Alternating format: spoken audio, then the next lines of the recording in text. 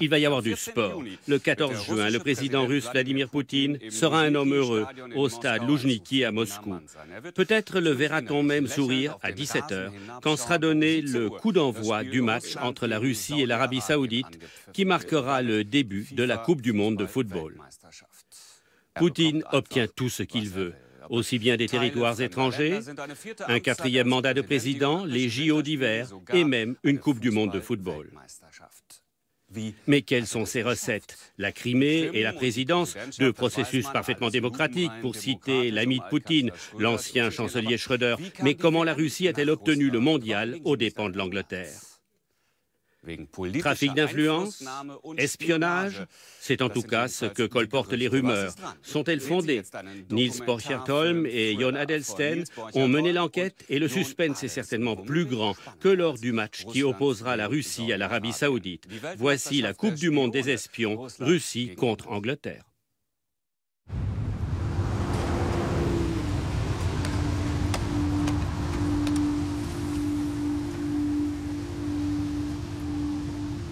On va le rencontrer en ville? Oui, il a écrit dans son mail « On n'a pas encore parlé de tous les escrocs. »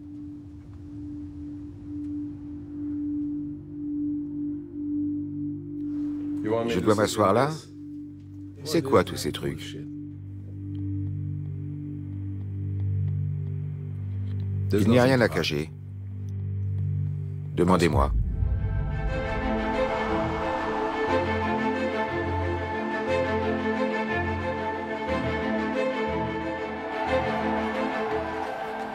Qu'est-ce qui motive un pays à organiser la Coupe du monde de foot? C'est un événement sportif majeur. Il permet de faire parler de votre pays. C'est l'occasion de présenter ses atouts et ses habitants au monde entier. Et peut-être aussi de rectifier d'éventuels problèmes d'image.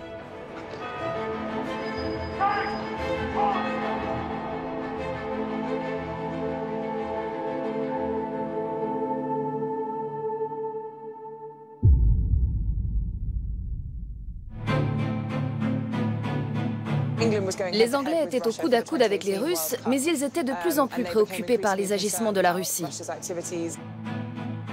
La politique s'est mêlée du football. Cela ne fait aucun doute. L'ingérence politique a été considérable. Poutine a demandé à une clique d'oligarques de faire le nécessaire.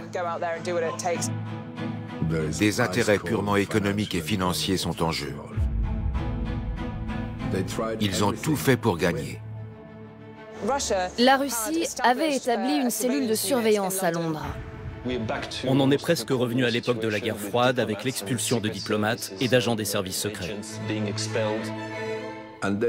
Et l'étape suivante, c'est recruter des agents pour espionner votre adversaire.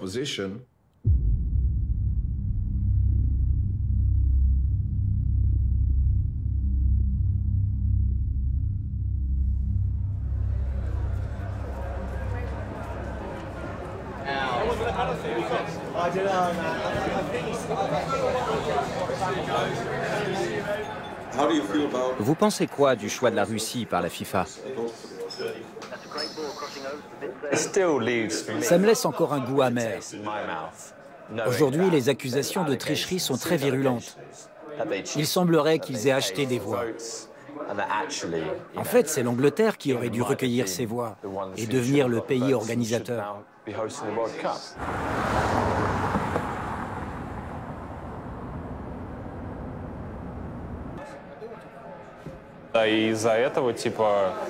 Encore une fois, les Anglais disent qu'on a acheté des voix. C'est n'importe quoi. Comme si la Russie était le pays le plus riche du monde. Si on pouvait acheter des voix, les Émirats l'auraient fait depuis longtemps. Exactement. Tout le monde voudrait croire qu'ils ont respecté les règles en parfait gentleman. Mais en fait, on n'en sait rien. Est-ce que la démarche de l'Angleterre a vraiment été irréprochable? À vrai dire, on l'ignore.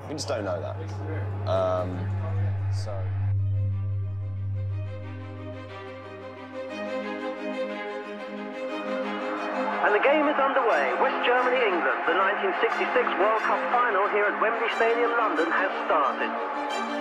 Ce qu'il y a de remarquable avec le football, c'est qu'il vous fait vibrer. Can Hurst get a shot in? There's a chance for Jeff Hurst. J'ai eu la chance de pouvoir suivre le match à la télévision alors que j'étais au travail. And Bobby Moore. Je me souviens très bien de Franz Beckenbauer qui participait comme joueur à cette Coupe du Monde. J'ai aimé regarder, j'ai aimé gagner, j'ai été enchanté par notre victoire.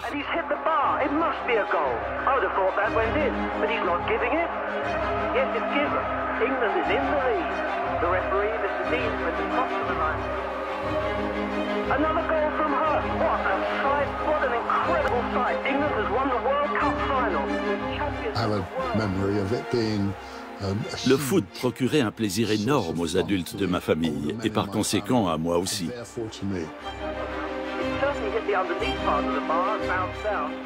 J'aimerais tellement voir la Coupe du Monde revenir en Angleterre. Notre campagne pour le Mondial 2018 commence aujourd'hui. Sans l'annonce du Premier ministre Gordon Brown, je ne me serais pas investi aussitôt. C'est un grand jour pour le football et pour notre pays. Ici, en Angleterre, patrie du football, le gouvernement mettra tout en œuvre pour que Lord Treesman remporte cette campagne. Nous devons présenter la candidature la plus solide qui soit pour l'emporter. Et rallier dès à présent nos amis et collègues internationaux à notre cause. J'aimerais vivre ça une fois dans ma vie. Je trouve qu'on aurait été un bon pays hôte. Avec ses infrastructures et ses stades, Londres peut accueillir la Coupe du Monde à tout moment.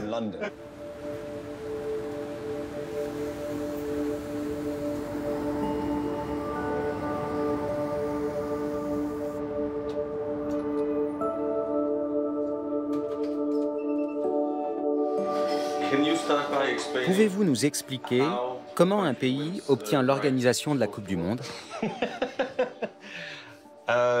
Alors, au tout début, nous ne savions pas quels seraient les autres candidats.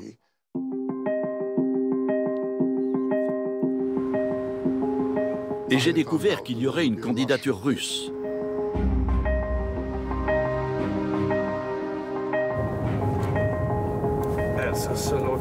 L'homologue russe de Lord Treesman s'appelle Alexei Sorokin.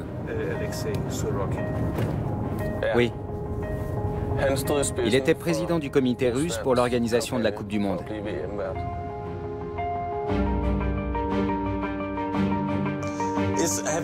Avez-vous informé M. Sorokin que nous souhaitons parler de la campagne pour le mondial?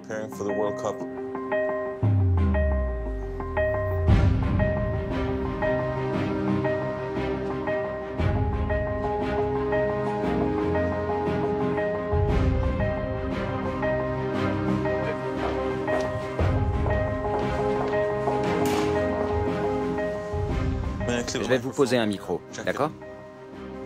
Qui s'intéresse encore à notre candidature? Je vais vous le dire. Les Anglais s'y intéressent toujours. Je ne me rappelle pas grand-chose. C'était il y a très longtemps. Essayons quand même.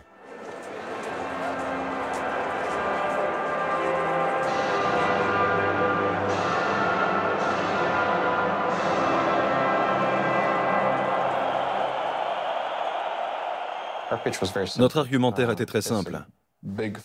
La Russie est un grand pays de football. On y joue au football depuis des décennies. Mais elle n'a jamais accueilli de grandes compétitions. Jamais. Nous n'avons jamais été arrogants. On a toujours été conscient que la campagne serait difficile. Parmi nos adversaires, il y avait plusieurs grandes nations de football.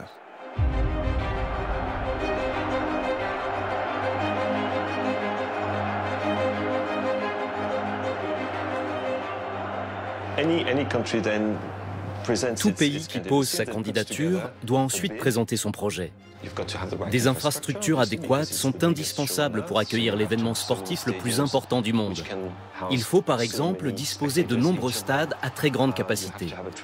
Le parc hôtelier et le réseau de transport doivent également être à la hauteur. En somme, il faut prouver qu'on est en mesure d'organiser une manifestation de cette ampleur. Nous avons toujours su que la décision finale resterait du ressort du comité exécutif de la FIFA. En 2010, c'était Sepp Blatter, le président de la FIFA, et il était entouré d'une sorte de conseil des ministres, le comité exécutif. Il y avait là Michel Platini, Ballon d'Or, Franz Beckenbauer était là aussi, mais à part eux, il n'y avait pas beaucoup d'anciens grands athlètes. On a affaire à des professionnels de la politique footballistique, en gros, les émissaires des confédérations.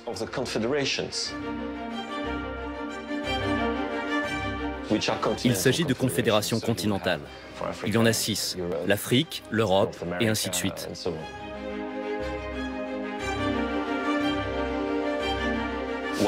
Une voix par membre. C'est comme ça que ça fonctionne sur le papier. Mais l'histoire prouve que ça ne se passe jamais de cette façon. La candidature russe me semblait bien mystérieuse. Je n'arrivais pas à trouver la moindre information là-dessus.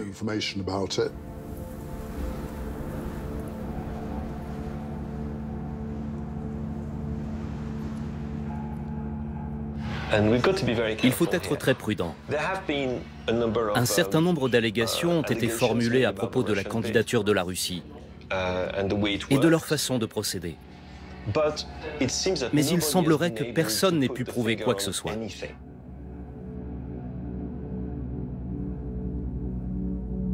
Pour savoir ce qui s'est réellement passé dans la course au Mondial 2018, qui devons-nous contacter? Il y a une personne qui sait tout. Peter Hargitay.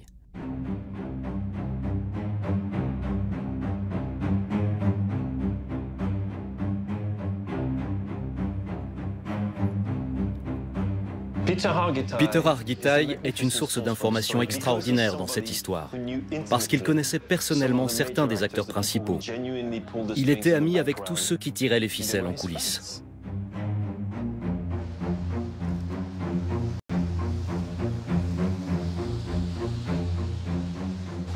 On a rendez-vous avec lui en ville? Oui. Il a écrit dans son mail « On n'a pas encore parlé de tous les escrocs ». C'est pour le moins énigmatique. Il écrit aussi « Il reste quelques comptes à régler ».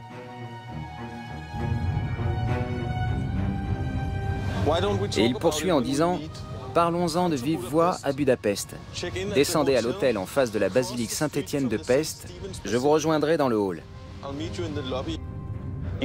Hargitay a toujours su être au bon endroit, au bon moment.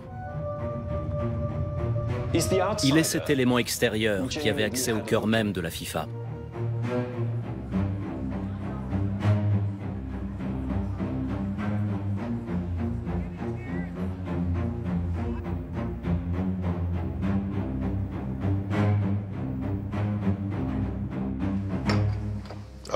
Allez, on y va. Vous pouvez me dire ce qui se passe? L'Europe vire de plus en plus à droite. De quoi vous donner des vapeurs, c'est dégueulasse. C'est de votre faute, vous savez. Votre génération ne tourne pas rond. Vous passez votre temps devant cette saloperie de Netflix. Vous devriez avoir honte.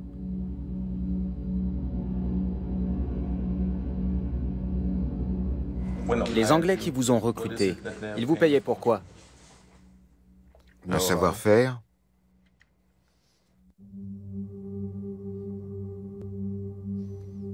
Un réseau.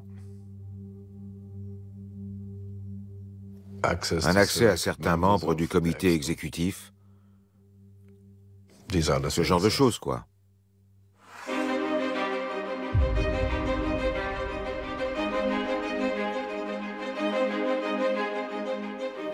On m'a demandé de rédiger une stratégie pour la candidature anglaise.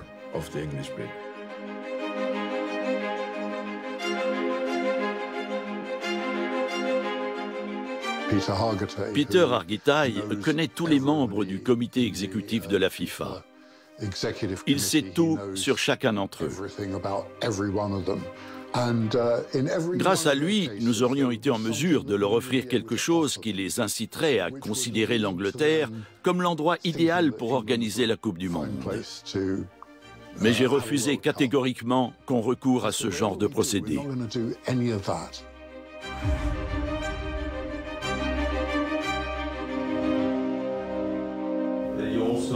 Vous nous avez écrit dans l'un de vos emails, on n'a pas encore parlé de tous les escrocs impliqués dans le processus, ainsi que il reste quelques comptes à régler.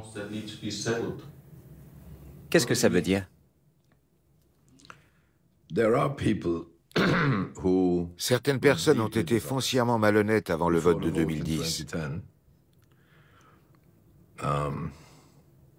L'ingérence politique dans le processus électoral a été considérable, sans compter que ce genre de projet énorme est toujours noyauté par la corruption. C'est là que la nature humaine se révèle dans toute sa cupidité. Et la candidature anglaise aussi a eu recours à des espions. De quelle façon précise les Anglais se sont-ils servis de ces espions?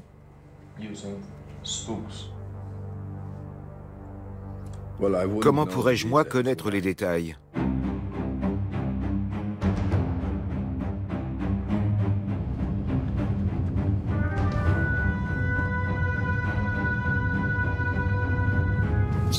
Donc là, on va rencontrer la femme qui en sait le plus sur le conflit entre les Russes et les Anglais, c'est ça? Oui. Elle est la seule journaliste à avoir directement parlé avec les espions engagés par la candidature anglaise.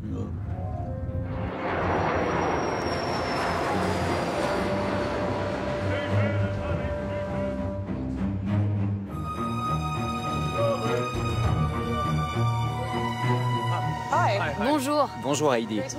Enchantée, ça va? Bien, merci. Parfait.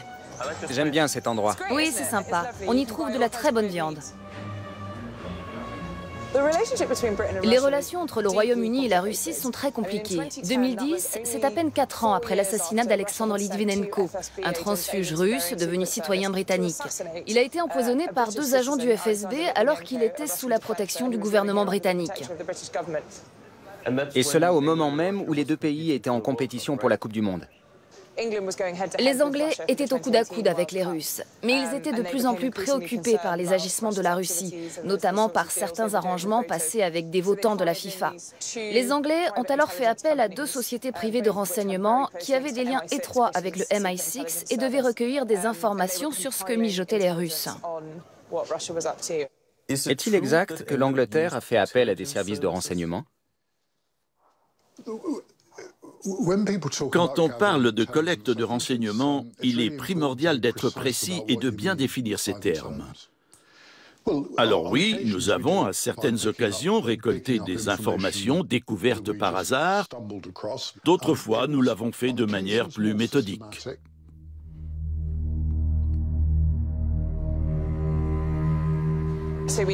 Les 2 sociétés privées de renseignement récoltaient des informations en Russie par le biais de personnes proches du comité russe pour le mondial 2018 et de membres russes du comité exécutif de la FIFA. Elles étaient à la recherche de secrets. On sait également que le Royaume-Uni a utilisé son réseau d'ambassades partout dans le monde pour collecter des renseignements sur les activités des votants de la FIFA. C'était donc bien une démarche au niveau gouvernemental.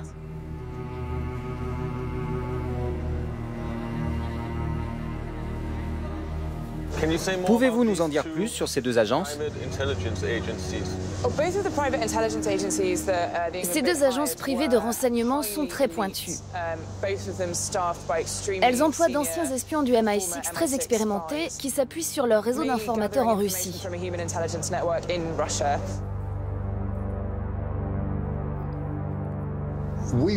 Nous voulions apprendre un maximum de choses sur les autres candidatures et sur les arrangements qui se tramaient. La plupart de ces informations ne sont pas vraiment confidentielles. Nous voulions simplement être en mesure de savoir, avec un niveau de certitude élevé, qui se rendait où et qui rencontrait qui. Nous avons procédé de façon systématique pour ne rater aucune information. Si vous voulez affronter les Russes, vous devez savoir que vous aurez affaire à des adversaires sophistiqués, intransigeants, pragmatiques et intelligents. La plus grosse erreur serait de les sous-estimer et de tenter de les prendre à leur propre jeu, en se servant de services de renseignement afin de les compromettre. Ce n'est pas comme ça que ça marche. Ils vous battront. Enfin, franchement, ça fait 60 ans qu'ils sont dans le métier. Ce sont eux les experts du renseignement, depuis toujours.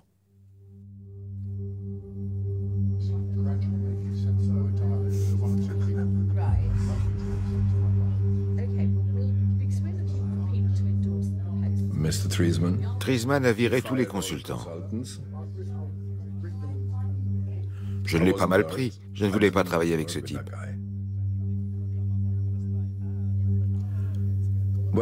Quand j'avais discuté avec Blatter des différents candidats pour lesquels j'avais envie de travailler, et en particulier de l'offre que m'avait faite l'Angleterre, il m'a regardé et il m'a dit « Ne fais pas ça ». Je lui ai demandé pourquoi. Ils ne gagneront jamais.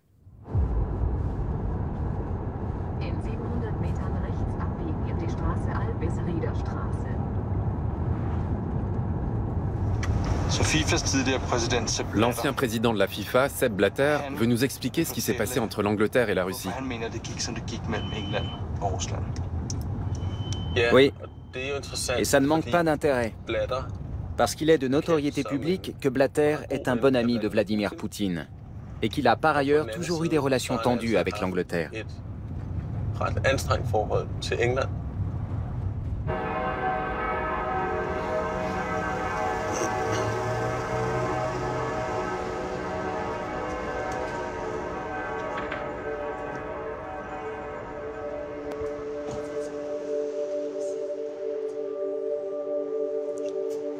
Bonjour, Monsieur Blatter. Bonjour, comment allez-vous? Très bien. Et vous-même? Très bien, merci.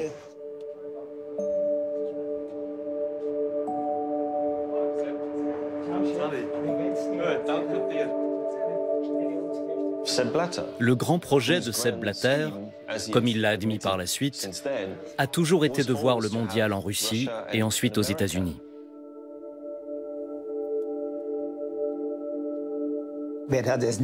Qui n'a jamais eu la Coupe du Monde? L'Europe de l'Est.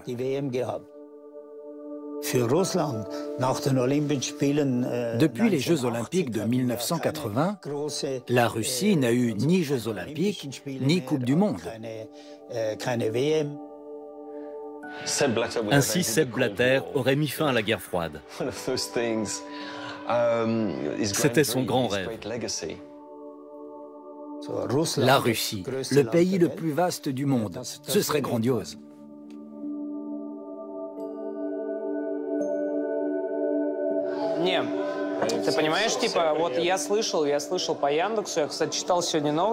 Je ne sais pas si tu as entendu cette histoire. J'ai trouvé un article sur Internet qui disait qu'au Parlement britannique, certaines personnes avaient déclaré que la Coupe du Monde en Russie, c'était comme les Jeux Olympiques de 1936 sous Hitler. Tu te rends compte? N'importe quoi. Tu vois le genre de comparaison qu'ils font?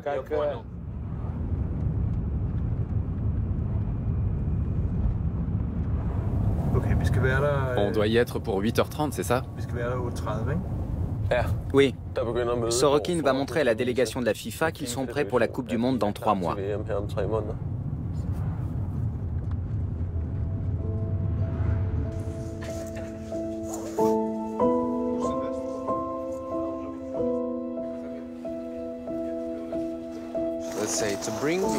On veut ouvrir le football à de nouveaux territoires et aussi présenter de nouveaux territoires au monde du foot.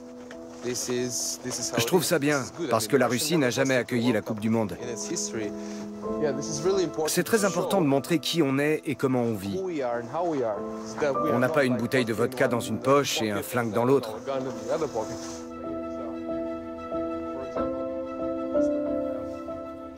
Certains clichés ont la vie dure.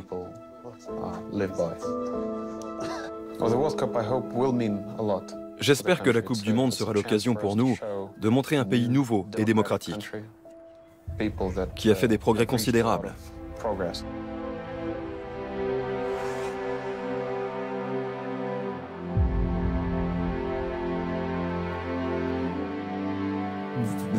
J'ai grandi dans une atmosphère radicalement différente. On a connu des périodes de changement douloureuses. Quand j'étais petit, on ne pouvait pas partir en vacances à l'étranger, alors que maintenant, c'est possible. Il n'y avait pas d'entreprise privée. Oui, la Russie a bien changé.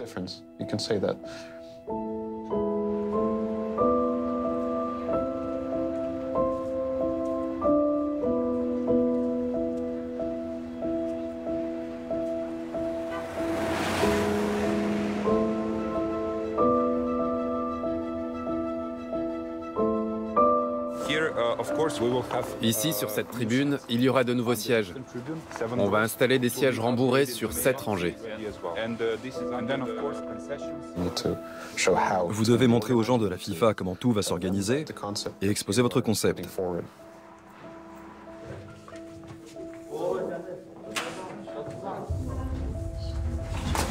Chers collègues, bonjour. Aujourd'hui, nous achevons notre 7e inspection, ici à Kazan.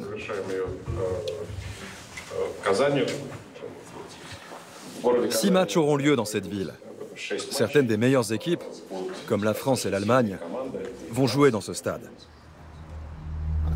J'espère qu'on comprendra que notre mode de vie et nos valeurs ne sont pas si différents de ceux de l'Occident.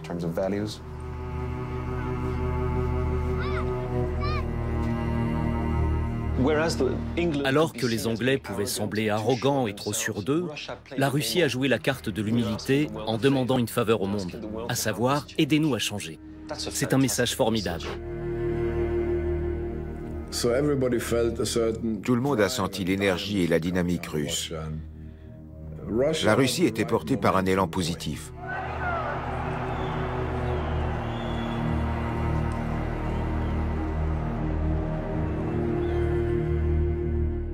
Les Anglais, quant à eux, étaient perçus comme très arrogants.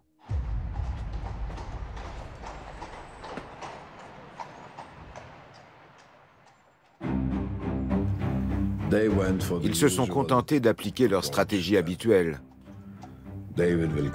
Avec David Beckham, le prince William et le Premier ministre, c'est dans la poche. Pour moi, la candidature la plus solide pour le Mondial 2018, que ce soit d'un point de vue technique ou financier, était celle de l'Angleterre.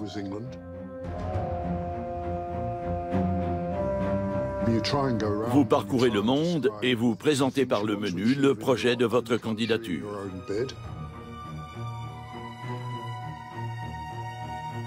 Puis l'équipe d'Angleterre a joué un match à Trinidad. Mais pourquoi Trinidad? Parce que Trinidad est une grande nation de foot? Pas du tout. C'était pour séduire Jack Warner. Bon d'accord, vous êtes l'une de nos anciennes colonies, mais là on est venu parce que maintenant on vous aime bien. Personne n'a gobé ça. C'est là que nous avons pu mettre à profit mon passé aux affaires étrangères. Beaucoup de gens me connaissaient. Jack Warner n'a cessé de répéter aux Anglais qu'il n'était pas apprécié. Je peux en attester sans hésitation pour ce qui est des Caraïbes, parce que j'y ai vécu, contrairement à M. Trisman. Mais comme il avait été responsable des relations avec cette région, il pensait qu'on l'aimait bien. Eh ben non. J'ai discuté à plusieurs reprises avec les votants d'Amérique latine. Je me souviens en particulier d'une conversation avec Julio Grondona, le président de la Fédération argentine. Il m'a dit qu'il voterait pour l'Angleterre si nous leur rendions les Malouines. J'ai dû lui expliquer calmement que mon poste de président de la Fédération anglaise avait beau être important, la restitution à l'Argentine d'un territoire souverain ne relevait pas de mes pouvoirs. Si vous êtes imbu de votre personne et que vous parlez à un Argentin avec lequel vous étiez en conflit 10 minutes avant au sujet des Malouines,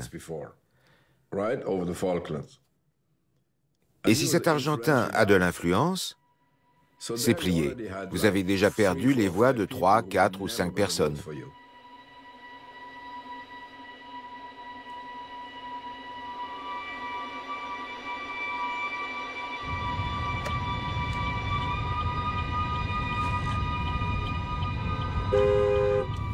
Tandis que Trisman parcourt le monde et fait campagne pour l'Angleterre, Argitay est embauché par la candidature australienne, qui, elle, est en course pour l'édition 2022. C'est là qu'il rencontre un sulfureux consultant allemand.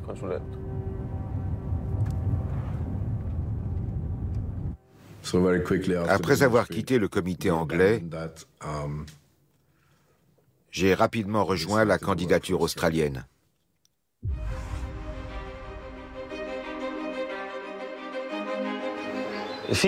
La FIFA avait décidé de se prononcer pour 2 Coupes du Monde d'affilée en une seule fois.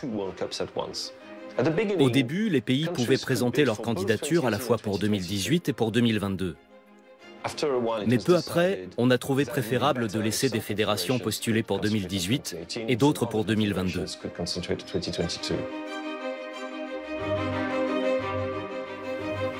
Et en Australie, vous avez travaillé avec un autre consultant. Oui, Fedor Radman.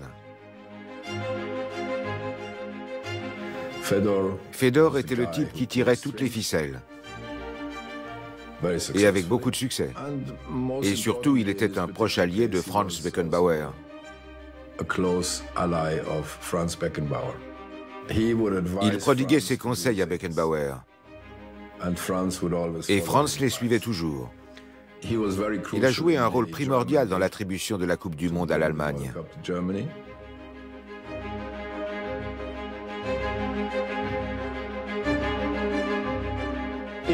Vous vous rendez compte de ce que signifie le soutien d'un footballeur mythique, comme Franz Beckenbauer? Franz Beckenbauer, der Kaiser, ein echter Weltsport. Il s'agit d'un des plus grands joueurs de foot de tous les temps. Il a gagné tout ce qu'il y avait à gagner.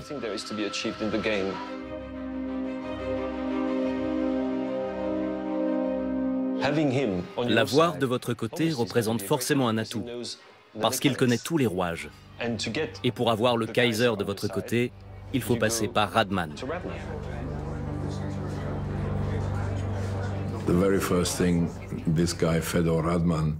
Dès notre première rencontre, Fedor Radman m'a mis en garde contre le risque très sérieux d'écoutes téléphoniques et de piratage d'emails.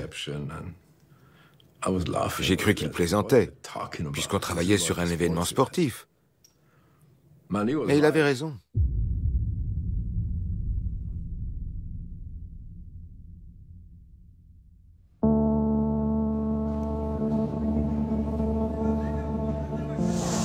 À la fin du printemps 2010, un grand changement s'est opéré côté russe. Jusque-là, Poutine n'avait pas montré un grand intérêt pour la candidature russe. Mais il a entrevu une défaite possible de son pays, ce qui aurait été très gênant. Il est donc passé à la vitesse supérieure. Il a demandé à une clique d'oligarques de prendre les choses en main et de tout faire pour l'emporter. À partir de là, les services de renseignement anglais signalent des arrangements passés entre les oligarques et des votants de la FIFA.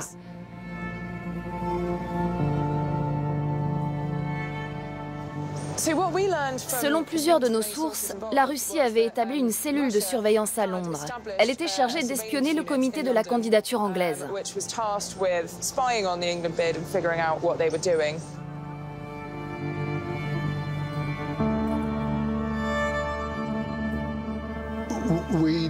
Nous avons effectivement pris des mesures pour parer à un éventuel espionnage. Et lorsqu'à notre stupéfaction, nous avons découvert l'ampleur de l'intrusion dans nos ordinateurs, nous avons veillé à adopter une sécurité informatique plus grande.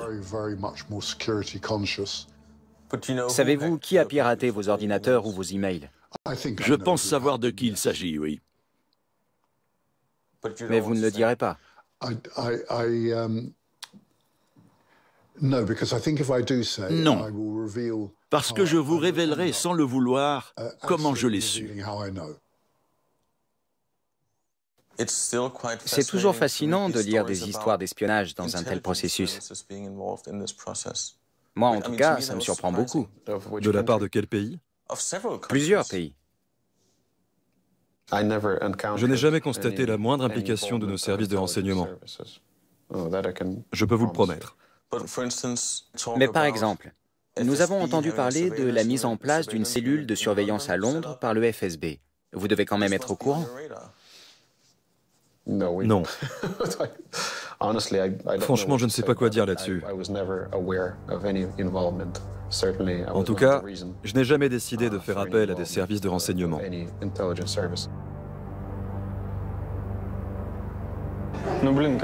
Premièrement, les Anglais n'ont jamais aimé les Russes. C'est vrai. Deuxièmement, ils sont guindés. Et en plus, l'équipe nationale anglaise est loin d'être la meilleure. Oui, c'est sûr.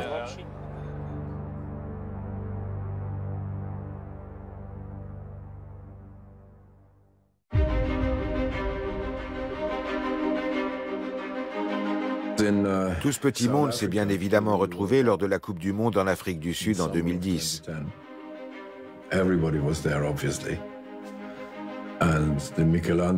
À l'hôtel Michelangelo, c'était du délire. Les équipes candidates et les membres du comité exécutif y étaient descendus, alors ça se bousculait au portillon. Radman était là par intermittence, il était souvent en déplacement.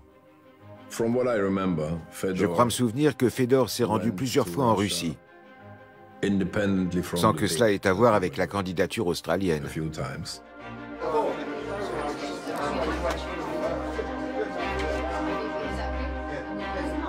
Le rôle joué par Fedor Radman dans notre équipe n'a été connu que très tardivement. Pourquoi en faire un tel secret? C'est exactement la question que j'ai posée. Pourquoi tenir secrète l'implication de ces consultants? Fedor est allé en Russie parce qu'il avait des affaires à préparer pour France.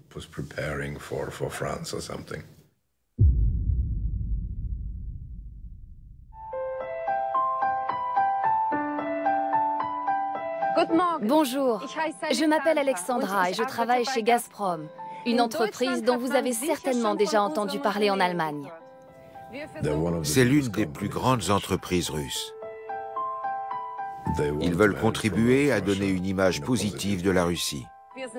Nous sommes fiers que des millions de personnes profitent du fruit de notre travail sous forme de lumière et de chaleur dans leur maison. Il semble assez probable qu'ils aient soutenu la candidature russe. Dès juin 2010, j'ai eu vent d'une rumeur selon laquelle Beckenbauer aurait passé un accord avec Gazprom.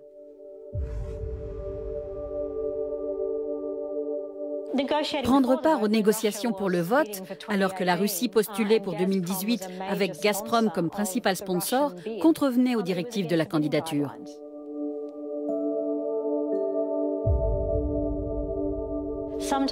Quelques mois plus tard, peut-être en 2012, Gazprom a publié un communiqué.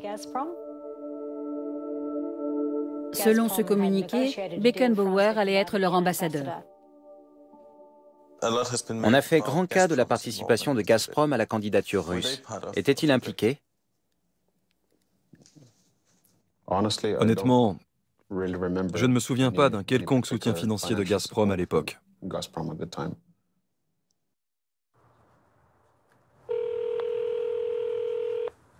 Radman? Bonjour, monsieur Radman. Je m'appelle Niels Borchert-Holm. Je suis un journaliste danois. Auriez-vous 2 minutes à m'accorder? Qui vous a donné mon numéro? J'aurais une question, si vous permettez. Non, je ne parle pas aux médias.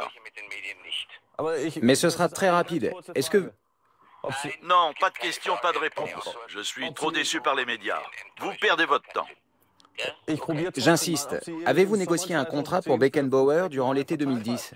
Au revoir. Il a raccroché.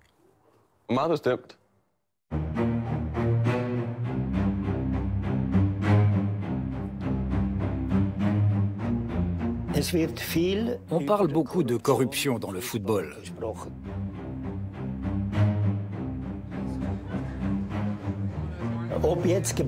Qu'il y a eu ou pas des pots de vin, je ne saurais le dire, car je l'ignore. Moi, je n'en touche pas.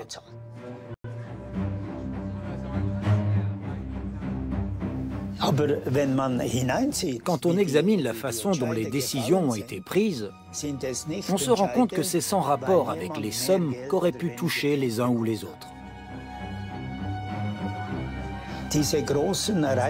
Seulement voilà, les grands événements sportifs comme le mondial ou les Jeux olympiques ont pris une dimension politique. Avant le vote de 2010,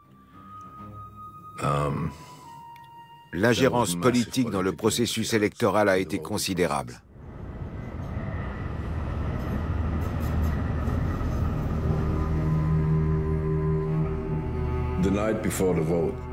La veille du vote, tout le monde cherche à convaincre les indécis ou à s'assurer du soutien de ses alliés. C'est une nuit frénétique. Tout s'est passé à l'hôtel Borolac à Zurich. Il faut imaginer la scène. Le grand hall avec de nombreux petits coins cosy. Chacun essaie de deviner qui est avec lui, qui est contre lui. Dans le tohu-bohu général, on sent flotter un parfum de folie. La délégation du Qatar logeait à l'hôtel d'Oldergrand, comme les Russes, je crois. Des rumeurs ont annoncé l'arrivée de Poutine. On disait qu'il était à Zurich. Mais honnêtement, je n'ai pas vu un seul Russe ce soir-là. La veille, vous vous contentez de répéter votre topo. La campagne est finie. Si vous n'avez pas fait ce qu'il fallait pendant les 18 derniers mois, c'est trop tard. Tout ce qui compte désormais, c'est le nombre de voix. J'étais avec Fedor ce soir-là, et nous étions en train de faire le point, quand il a reçu un appel. Il s'est levé d'un bond, prêt à partir. Je lui ai dit, « Tu as perdu la tête ou quoi? Enfin, tu ne peux pas partir maintenant. » Je lui ai demandé, « Mais bon Dieu, tu vas où ?» Il m'a répondu que Beckenbauer l'avait appelé pour lui annoncer la venue à Zurich d'un émissaire du président allemand et que cette personne voulait le rencontrer.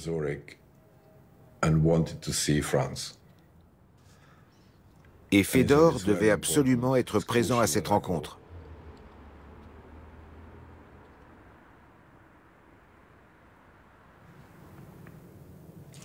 Je n'ai pas assisté à la réunion entre Beckenbauer et l'émissaire.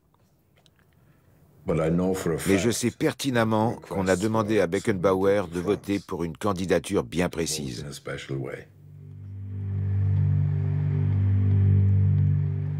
Selon ma source allemande, une personne haut placée du monde du foot allemand, le président allemand Christian Wulff, aurait rencontré Franz Beckenbauer et lui aurait indiqué pour qui il devait voter. Pour lui, la meilleure candidature était celle de la Russie.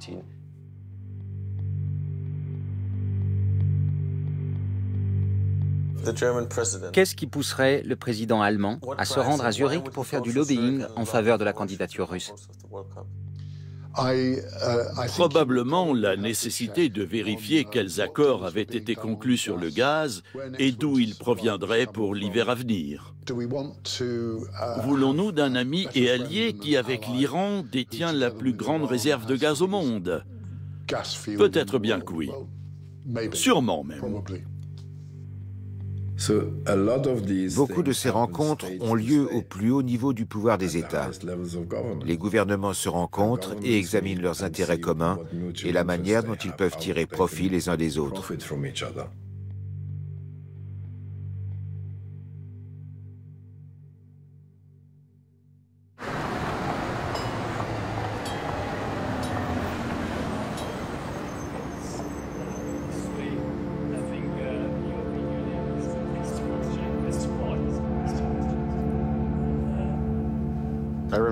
Je me rappelle très bien d'avoir dormi que 2 heures, la veille de notre grand oral. On était évidemment tous très tendus. L'enjeu était considérable et on voulait vraiment l'emporter.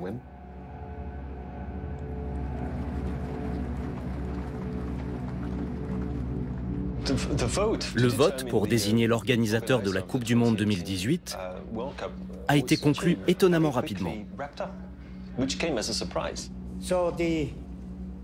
Mesdames et messieurs, la Coupe du Monde de la FIFA 2018 sera organisée en Russie.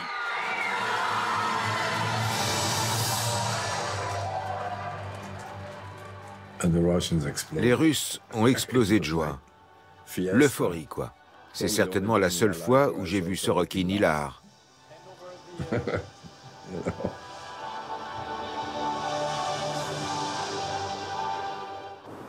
Les mots nous manquent pour exprimer notre joie. Beaucoup ont pensé à tort qu'on connaissait le résultat d'avance. Mais nous ne l'avons appris qu'à l'ouverture de l'enveloppe. Quelle jubilation de voir le nom de la Russie sur le carton.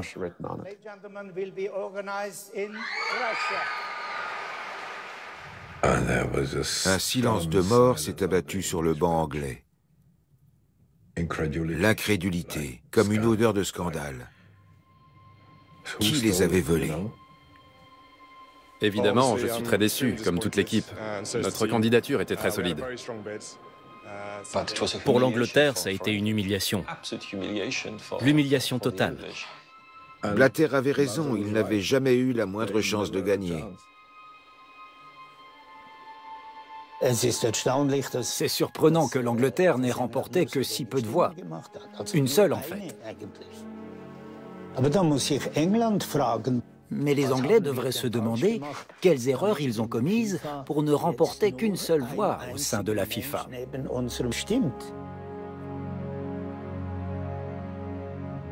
De nombreux votants viennent de pays où la Grande-Bretagne n'est pas forcément très appréciée.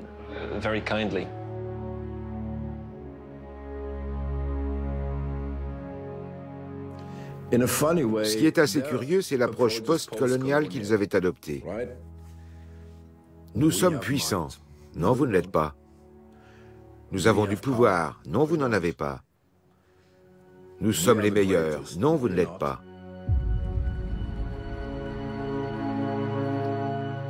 Vladimir Poutine s'est rendu à Zurich, où il a participé à la conférence de presse. On s'est rencontrés et on est devenus amis.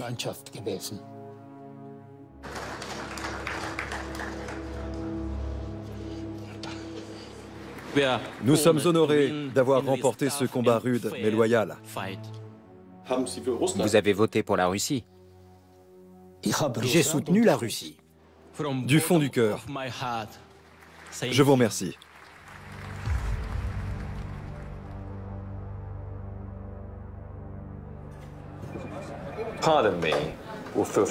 Il y a en moi une part de frustration, de colère et de chagrin. Comment la Russie a-t-elle fait pour remporter la compétition? Pour que Poutine puisse maintenant lancer le coup d'envoi du mondial et se retrouver sur le devant de la scène internationale?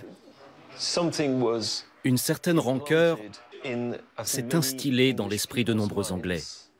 On s'est fait avoir, on a été arnaqués. Une fois de plus, par la FIFA et par les Russes. Aujourd'hui, on est en 2018. Et le climat politique a énormément changé. L'ours russe n'a plus rien d'un gentil nounours. On en est presque revenu à l'époque de la guerre froide.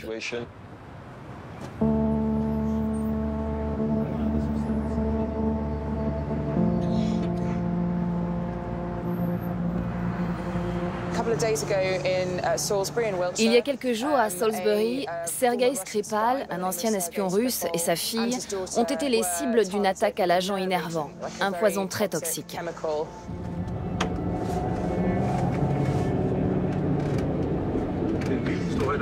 C'est incroyable, cette nouvelle affaire d'empoisonnement. Oui, et en plus, la participation de l'Angleterre au mondial a été remise en cause par le ministre britannique des Affaires étrangères. On dirait que la guerre d'espionnage continue. Tout à fait. Jusqu'où cela ira-t-il? Quand cette escalade va-t-elle cesser?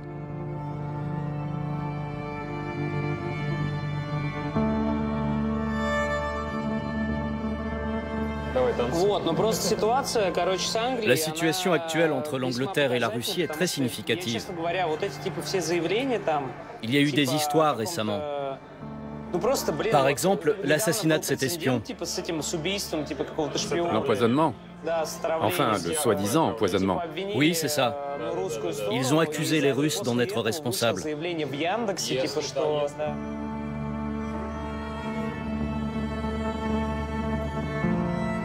On retrouve toujours le même fil conducteur. Une forte rivalité qui va inéluctablement atteindre son paroxysme lors de la Coupe du Monde, qui aura lieu dans un pays ayant humilié l'Angleterre.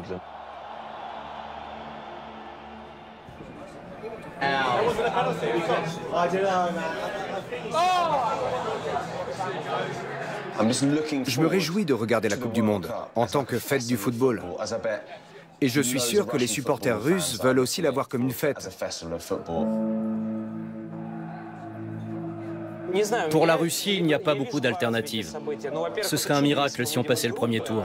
Ça ne nous est jamais arrivé. Et on ne passera le premier tour que si on bat l'Arabie Saoudite.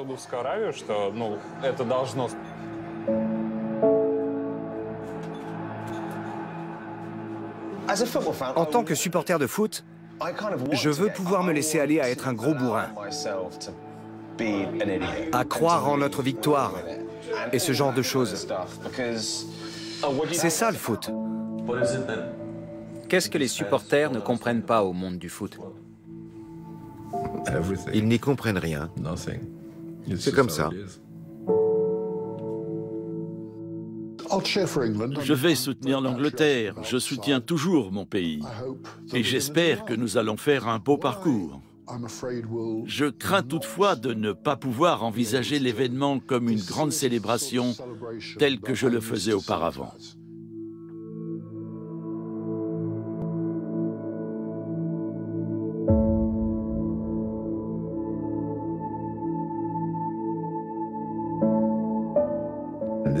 Ne vous méprenez pas. L'enjeu là-dedans, ce n'est pas le foot. L'enjeu, c'est votre prestige, l'image que vous voulez donner au monde, celle d'un pays cool, capable de réaliser de grandes choses.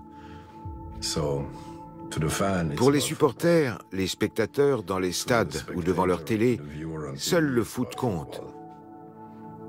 Et entre le match d'ouverture et la finale, le foot règne bien en maître. Mais avant et après, ça n'a rien à voir avec le foot, c'est de la politique. C'est toujours une question de politique.